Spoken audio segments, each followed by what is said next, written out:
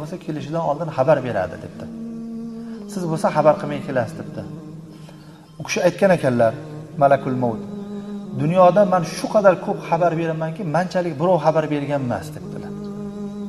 Istima bo'lganing mendan kelgan xabar, sochingni oqargani mendan kelgan xabar, belingda quvvat ketgani mendan kelgan xabar, balangdan bala tug'ilgani mendan kelgan bitta xabar dedilar. Lekin bu xabarlarga senda quloq solish bo'lmasa, men nima chora qilay dedilar. Alloh taborak va taolo Qur'oni Karim azimush shanda aytadiki: "A'udhu billahi minash shaytonir rojim. Avalam nu'ammirkum ma yatazakkaru fihi man tazakkara va ja'akumun nadir." Qiyomatda Alloh taolo aytar ekan: "Oyo bandam, agar nasihat olaman desang, nasihat olgudek, kifoya qilgudek umr senga bermadimmi? Nasihat olaman, o'zim o'ylayman desa kifoya qilardi. Har qanaqangi odamga shunchalik umr berar.